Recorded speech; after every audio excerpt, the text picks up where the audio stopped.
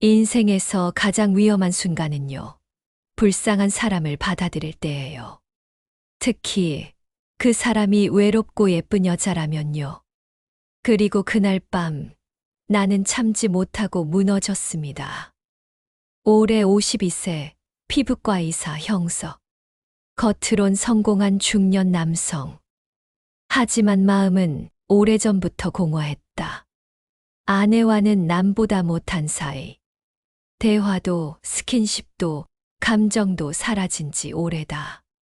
그러던 어느 날 아내 윤정의 동생 이혼 소송 중인 은주가 집에 들어왔다. 오빠, 잠시만 신세 질게요.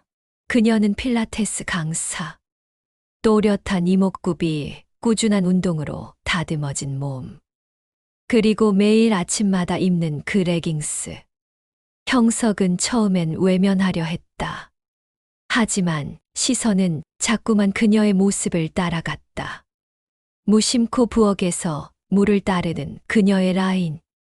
거실 소파에서 다리를 꼬고 앉은 그녀의 모습. 안 돼. 이건 아니야. 마음으로는 다짐하면서도 몸은 이미 반응하고 있었다. 아내는 모임으로 외출하고 아들은 친구 집에서 외박한 날. 형석과 은주 단둘이 남았다. 저녁을 준비하는 은주. 운동을 마치고 땀 흘리며 요리하는 그녀의 모습이 형석의 시선을 끌어당겼다. 오빠, 이것 좀 도와줄래요? 주방에서 마주한 두 사람. 은주가 식탁 너머로 숟가락을 건네며 손끝이 닿았다. 그 찰나의 접촉, 전기가 흐른 듯 형석의 숨이 멎었다. 은주의 시선도 흔들렸다. 요즘 많이 힘드시죠? 시원한 오미자 냉차컵을 건네며 그녀가 말했다. 형석은 고개를 끄덕이기만 했다. 그날 저녁 식탁에 마주 앉은 두 사람은 처음으로 오래 대화를 나눴다. 은주의 이야기도 들었다. 남편이 폭력, 이혼 과정의 고통, 사람들 시선 속에서 감내한 시간들. 그래도 오빠 집에 오고 나서 숨 쉴 수 있게 된 것 같아요. 은주의 눈빛이 달랐다. 그날 밤 두 사람의 거리는 달라져 있었다. 며칠 후 밤에 형석이 퇴근하고 집에 도착했을 때 거실에 불이 꺼져 있었다. 조용했다. 그런데 부엌에서 조명이 새어 나왔다. 은주가 혼자 와인을 마시고 있었다. 민소매 티셔츠와 반바지 차림. 형석은 당황하며 말했다. 이 시간까지 안 자고 뭐해? 형부 올 때까지 그냥 기다렸어요. 은주가 웃으며 와인잔을 건넨다. 한 잔만 같이 해요. 저도 누군가랑 대화하고 싶었어요. 두 사람은 식탁에 앉아 와인을 마셨다. 말은 점점 깊어졌다. 그리고 술 기운이 오르는 주가 갑자기 말했다. 오빠, 솔직히 오빠 처음 봤을 때부터 신기했어요. 왜 이렇게 눈길이 자꾸 가는지. 형석은 숨을 삼켰다. 그런 말 하면 안 돼. 알아요. 하지만 그냥 말이라도 해보고 싶었어요. 오빠니까. 그녀는 웃으며 잔을 비웠고 형석은 그날 밤 잠을 이루지 못했다. 어느 주말 저녁 집에 아무도 없던 날 은주가 운동을 끝내고 땀에 젖은 채 거실에 들어왔다. 형석은 TV를 보다가 자연스럽게 그녀를 향해 고개를 돌렸다. 와, 진짜 열심히 하네. 몸이라도 안 움직이면 정신이 망가질 것 같아서요. 그녀는 물을 마시며 형석 옆에 앉았다. 오빠, 제가 있으면 불편하세요? 아니, 그건 아닌데. 그럼 그냥 자연스럽게 있어줘요. 나도 의지할 사람이 필요하거든요. 그 순간 은주가 형석의 어깨에 머리를 기대었다. 심장은 미친 듯이 뛰었고 몸은 얼어붙은 듯했다. 형석은 말없이 하지만 천천히 그녀의 어깨에 손을 올렸다. 그녀는 눈을 감고 있었다. 그날 이후 은주는 더 이상 형석 앞에서 거리 두지 않았다. 짧은 운동복과 무심한 스킨십, 시선 속의 장난스러운 모든 것이 은근한 유혹처럼 느껴졌다. 며칠 후 저녁, 아내 윤정이 불쑥 말했다. 요즘 은주랑 자주 대화하더라? 둘이 무슨 일 있어? 형석은 침착하게 답했다. 아무 일도 없어. 그냥 위로가 필요해 보여서. 윤정은 고개를 끄덕였지만 의심의 씨앗은 심어졌다. 그날 밤 형석은 자신에게 물었다. 나는 지금 어디까지 와 있는 걸까? 어느 봄밤 거실 한쪽 커튼 틈 사이로 들어온 달빛 아래 은주가 조용히 앉아 있었다. 형석은 퇴근 후 피곤에 젖어 있었지만 그녀를 보자 말없이 다가가 옆에 앉았다. 오빠, 은주가 먼저 말을 꺼냈다. 저 오빠가 다른 사람과 사는 사람인 거 알아요. 그런데 마음이 자꾸 가요. 형석은 그녀를 바라보다가 담담히 고백했다. 나도 너한테 끌리는 걸 느껴. 그냥 외로움 때문이라고 생각했는데 그게 다는 아닌 것 같아. 그 순간 두 사람 사이의 공기가 무너졌다. 은주가 천천히 다가와 형석의 볼에 입을 맞췄다. 그 입맞춤은 뜨겁지도 급하지도 않았다. 다만 오랫동안 참고 있던 감정을 조심스럽게 꺼내는 첫 신호 같았다. 은주는 형석의 무릎 위에 몸을 살짝 기대었다. 그녀의 손이 형석의 손을 감싸주며 속삭였다. 오빠, 참지 않아도 돼요. 형석은 숨을 고르며 그녀의 허리를 감싸 안았다. 그녀의 체온이 셔츠 사이로 전해졌고 그 따뜻함이 온몸을 녹였다. 그들은 말없이 서로를 끌어안았고 은주의 숨소리는 형석이 귀 옆을 스치며 속삭이는 듯 했다. 저 오빠 좋아해도 괜찮죠?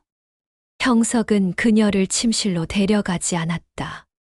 소파에 조심스레 앉히고 무릎을 꿇었다. 이게 맞는 건지 모르겠다.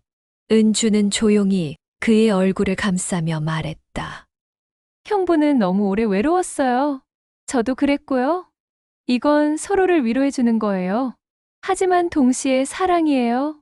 은주가 형석의 귀에 입을 맞췄다. 그 감촉에 형석의 심장은 미친 듯 뛰었다. 그녀의 손이 그의 뒷목을 쓰다듬으며 다시 그의 눈을 바라봤다.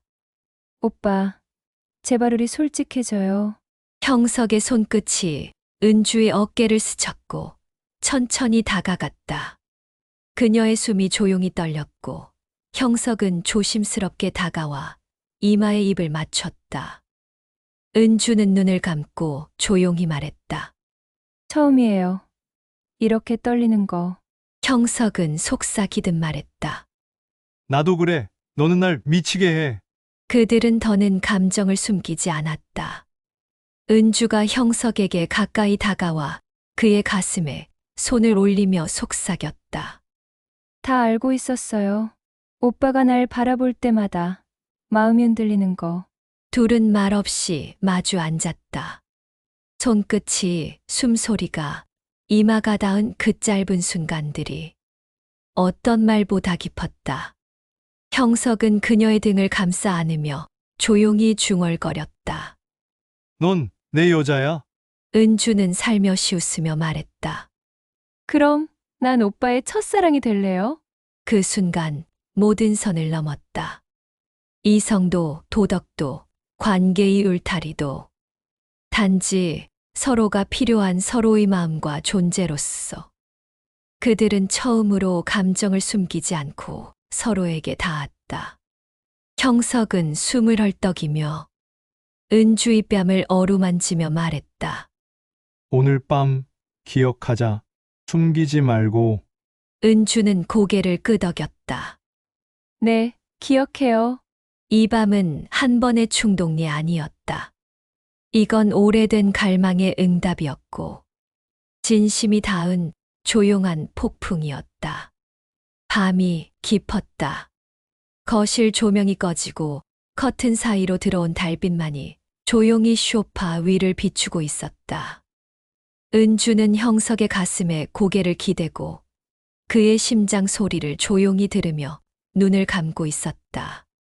오빠, 이제 뭐라고 불러야 할지도 모르겠어요. 그냥 내가 편한 대로 불러. 형석은 조용히 대답했다. 그 둘은 잠시 서로의 체온을 느끼며 아무 말 없이 누워 있었다. 숨소리 하나도 민감하게 들리는 정적 속. 하지만 그 침묵 속엔 수많은 감정이 소용돌이치고 있었다. 다음 날 아침, 은주는 평소처럼 운동복을 입고 주방에서 커피를 내리고 있었다. 형석은 식탁에 앉아 조용히 신문을 펼쳤지만 아무 글자도 눈에 들어오지 않았다. 오늘은 병원 몇 시에 나가세요? 은주의 말투는 조심스러웠다. 어젯밤의 일들이 현실로 이어진 오늘. 그녀도 형석도 어색함을 감추려 애썼다. 10시쯤 나가면 될 것 같아. 그럼 점심은 같이 먹을래요? 이따가 병원 쪽으로 나갈게요. 형석은 고개를 끄덕였다. 눈빛이 살짝 흔들렸다. 그녀는 그 흔들림을 눈치챘지만 말없이 커피잔을 그의 앞에 내려놓았다. 형석은 병원 진료 중에도 집중을 못했다. 은주의 향기, 체온, 목소리가 머릿속을 떠나지 않았다. 내가 정말 돌이킬 수 없는 선을 넘어버린 걸까?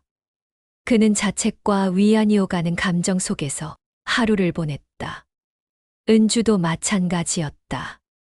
운동 수업 중에도 동작이 엉켜 회원들에게 사과해야 했다. 샤워를 하며 거울을 본 그녀는 스스로에게 물었다. 이건 사랑일까? 아니면 외로움의 착각일까? 그날 밤 다시 마주 앉은 두 사람. 후회하세요? 그런 질문 하지 마. 난 지금 모든 게 혼란스러워. 전 후회하지 않아요. 은주가 조용히 말했다. 그 밤이 제겐 구원 같았어요. 누군가의 온기를 진심으로 느껴본 게 너무 오래전이라서요. 형석은 그녀를 바라보았다. 그 눈빛엔 미안함도 있었고 감동도, 무엇보다 보호하고 싶은 감정이 깊게 깔려 있었다. 며칠 후 저녁, 윤정이 집에 돌아오며 말했다. 은주 요즘 좀 달라졌지 않아? 화장도 진해지고. 오빠 앞에서도 너무 거리낌 없어졌어. 형석은 깜짝 놀라며 입을 다물었다. 은주는 그 말을 들은 뒤 말없이 방으로 들어가 버렸다. 그날 밤 은주는 형석에게 말했다. 언니가 알아차리기 시작했어요. 저 이대로 계속 함께 있어도 되는 걸까요? 형석은 그녀의 손을 꼭 잡았다. 너한테 가라고 할 생각은 없어. 감당해야 할 일이 많아지더라도 나는 너를 놓치고 싶지 않아. 낮엔 가족처럼, 밤엔 연인처럼. 같은 집에서 살아가면서도 그들의 관계는 겉으론 정상적이었다. 하지만 작은 행동, 시선 하나에도 둘의 감정은 깊이 연결돼 있었다. 그녀가 샤워 후 수건 하나만 두르고 나올 때면 형석은 눈을 피하려 애썼다. 오빠, 어깨 좀 주물러 드릴까요? 그는 긴장한 채 앉아 있었다. 그 감정은 단순한 욕망이 아니었다. 그것은 감춰진 애틋함과 함께 있고 싶은 본능이었다. 그리고 어느 밤 은주가 말했다. 오빠, 만약 언니가 알게 되면 그땐 저 버릴 거예요? 형석은 대답하지 못했다. 하지만 그녀를 품에 안고 조용히 속삭였다. 내가 널 얼마나 원했는지 널 지키기 위해서라면 무슨 일이든 할 수 있어. 이 밤 두 사람은 말없이 서로를 껴안았다. 죄책감은 여전히 그림자처럼 따라왔지만 그 속에서만 느낄 수 있는 위로가 있었다. 며칠 사이 집안 분위기는 미묘하게 달라져 있었다. 윤정은 식사 자리에서 형석과 은주 사이를 유심히 관찰했고 은주의 눈빛은 점점 불안해졌다. 당신, 요즘 은주랑 왜 그렇게 말이 많아졌어? 윤정이 말했다. 은주랑 그 정도로 친했었나? 형석은 순간 멈칫했지만 침착하게 답했다. 요즘 힘들어하잖아. 말 상대 정도는 해줘야지. 하지만 윤정은 쉽게 넘어가지 않았다. 그녀의 눈빛은 이미 형석을 의심하고 있었다. 그날 밤, 은주는 방 안에서 휴대폰을 만지작거리다 형석에게 문자를 보냈다. 언니가 저희를 의심하는 것 같아요. 조심해야 해요. 형석은 답했다. 나중에 얘기하자. 아무 일도 없다는 듯이 행동해. 하지만 말처럼 쉽지 않았다. 그 다음 날, 윤정은 은주의 필라테스 가방을 정리하다가 그녀의 다이어리 일부를 보게 되었다.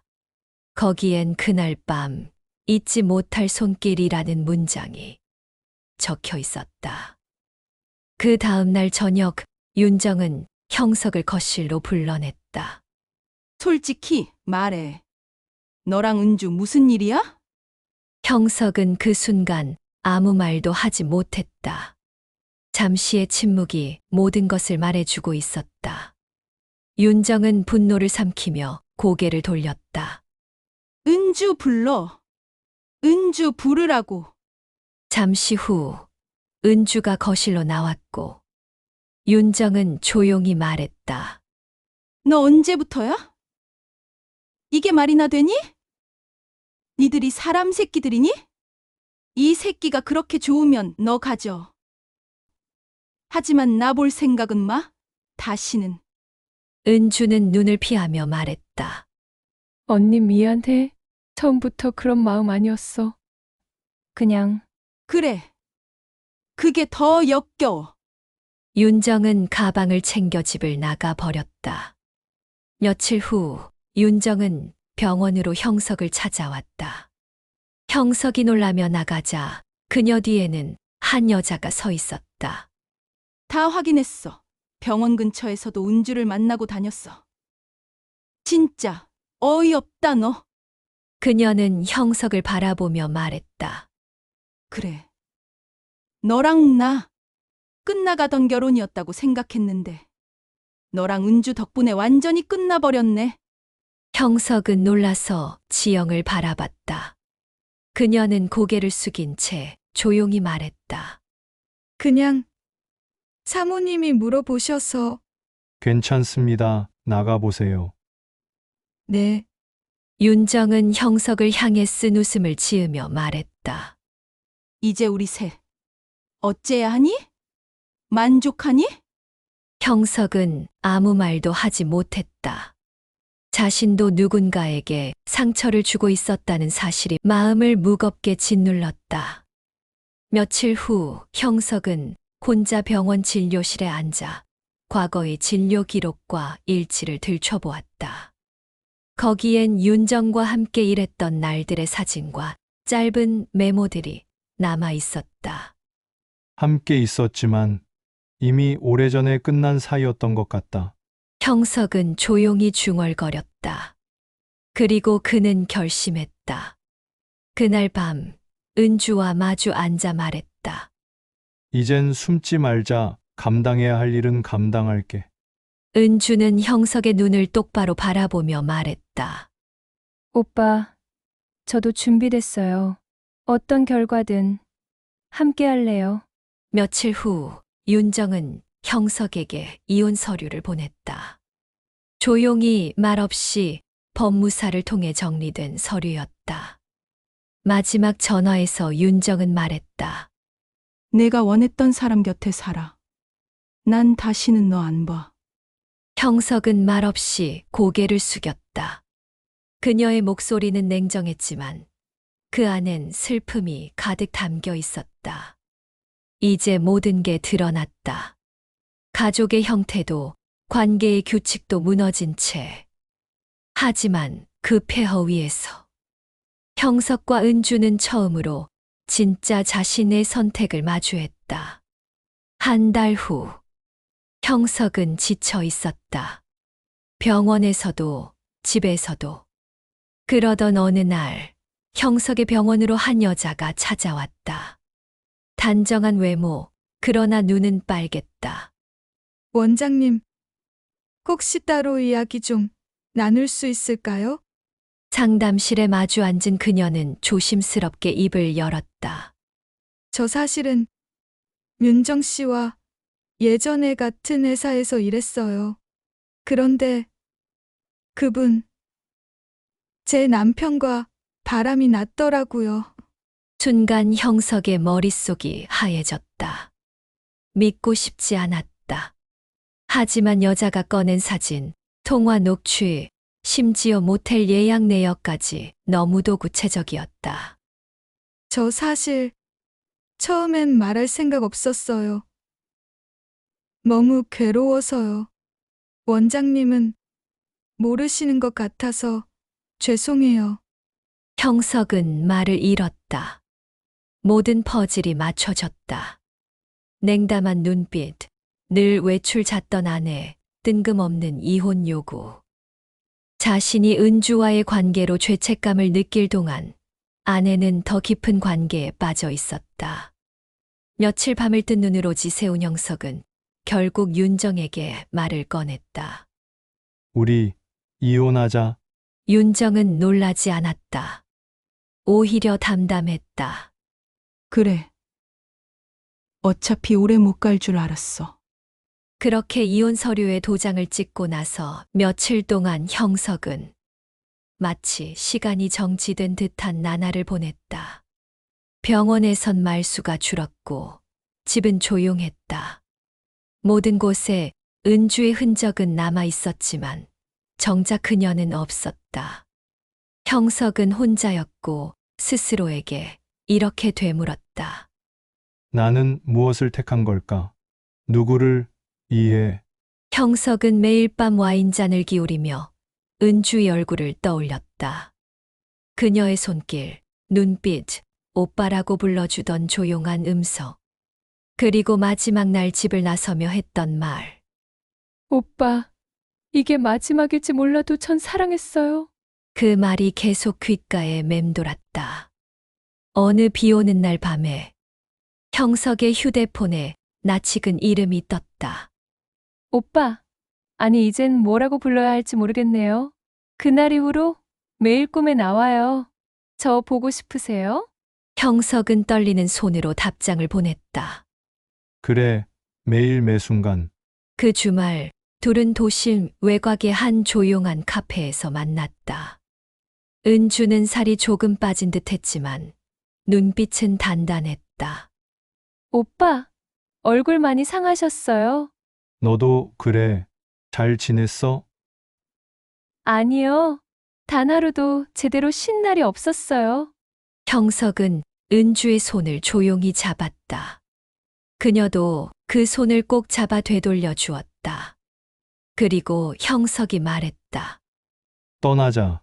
이젠 아무것도 무서울 게 없어. 은주는 처음엔 망설였다. 우리가 도망치는 거면 아니, 우리는 이제 자유야. 나도 너도 다 무너졌으니까. 그 위에 새로 지으면 돼. 은주는 조용히 고개를 끄덕였다. 그럼 같이 갈게요. 어디든지요. 경기도 외곽, 소도시 한켠의 골목. 형석은 작은 피부과를 열었다. 근처에는 은주의 필라테스 스튜디오가 문을 열었다. 법적 부부는 아니었지만 그 누구보다 진짜 부부 같았다. 도시는 조용했고 사람들은 관심이 없었다. 둘은 처음으로 그냥 연인처럼 살 수 있었다. 형석은 병원 앞 화분에 이름표를 붙였다. 형석과 은주의 정원. 은주는 그것을 보고 미소 지었다. 이젠 우리 이름이 나란히 있으니 조금 안심돼요. 형석은 대답했다. 여기서 다시 시작하자. 과거는 잊고. 어느 늦은 밤, 비 오는 창가. 은주가 창밖을 보며 속삭였다. 오빠, 당신은 내 마지막이에요. 넌 나한텐 처음이자 마지막이야. 둘은 아무 말 없이 서로를 바라봤다. 그 눈빛엔 죄책감도 후회도 망설임도 없었다. 오직 확신만 있었다. 작은 집, 작은 병원, 작은 헬스장. 하지만 둘에게는 그 어떤 저택보다 평온하고 따뜻했다. 필라테스 스튜디오는 은주의 정성이 담겨 점점 회원들이 늘어나고 있었고, 형석이 피부과 역시 지역 주민들 사이에 입소문이 퍼지면서 안정적인 수익을 내고 있었다. 둘은 진짜 부부로서 살아가고 있었다. 비록 혼인신고는 하지 않았지만 마음만큼은 누구보다 진실했다. 어느 날 늦은 여름의 오후, 은주가 스튜디오에서 수업을 마치고 나와 문을 닫으려는데 낯익은 실루엣이 골목 너머로 다가왔다. 윤정이었다. 윤정은 모자를 눌러쓴 채 천천히 다가오더니 은주 앞에 섰다. 여기서 잘 살고 있었네. 은주는 굳어버린 표정으로 그녀를 바라봤다. 잠시 말이 나오지 않았다. 언니, 여기까지 왜? 왜 오긴? 궁금하잖아. 니들이 그렇게까지 해서 얻어낸 게 뭔지. 너희 둘 다. 뭔가 대단한 사랑이라도 한 줄 알았지. 언니가 먼저 정리했잖아. 우린 그냥 서로 위로가 필요했어. 윤정은 짧게 웃었다. 그래. 다들 그런 말로 시작하지. 그 위로가 결국엔 날 밀어낸 거지만. 은주는 아무 말도 하지 않았다. 윤정은 은주의 눈빛에서 흔들림을 찾으려 했지만 그곳엔 조용한 확신만 있었다. 형석 오빠가 행복해 보였어. 윤정이 말했다. 내가 알던 사람보다 훨씬 따뜻해졌더라. 그 사람이 내 옆에서 그렇게 웃는 걸 보니까 질투가 나더라. 그런데 이상하지? 이루어지진 않더구나. 윤정은 잠시 먼 곳을 바라보며 천천히 말했다. 내가 형석 오빠를 떠난 거 후회 안 해. 근데 너한테는 아직 뭐라 말해야 할지 모르겠네. 동생이란 건 평생 남는 거잖아. 은주의 눈에 눈물이 고였다. 나도 많이 미안했어. 지금도 그래. 하지만 나 형석 오빠 없으면 안 돼. 윤정은 가방에서 작은 봉투 하나를 꺼내 건넸다. 이거 전에 오빠랑 내가 예약해 두었던 발리 비행기 티켓이야. 만 버릴 수가 없어서 갖고 있었는데 이제 너한테 주는 게 맞는 것 같아. 은주는 봉투를 받아 들고 고개를 숙였다. 다시는 연락 안 할게. 다만 우리 엄마 제사나 가족 일 있을 땐 얼굴 정도는 보자. 그건 우리 둘 다 피할 수 없는 일이잖아. 은주는 조용히 고개를 끄덕였다. 윤정은 마지막으로 한 번 더 은주를 바라보더니 골목을 따라 사라졌다. 그날 저녁 형석은 은주에게 그 이야기를 들었다. 그리고는 말없이 은주의 손을 꼭 잡았다. 고마워요, 오빠. 아니, 이젠 당신. 형석은 조용히 웃었다. 앞으로는 우리 둘만 생각하자. 밤이 깊어질수록 그들은 서로의 온기에 더욱 가까이 다가갔다. 오늘 이 영상이 도움이 되셨다면 좋아요, 구독, 댓글로 수줍어 마시고 꼭 몇 글자 적어주세요. 긴 영상 감상해 주셔서 감사합니다. 앞으로 더 재미난 이야기로 찾아뵙겠습니다.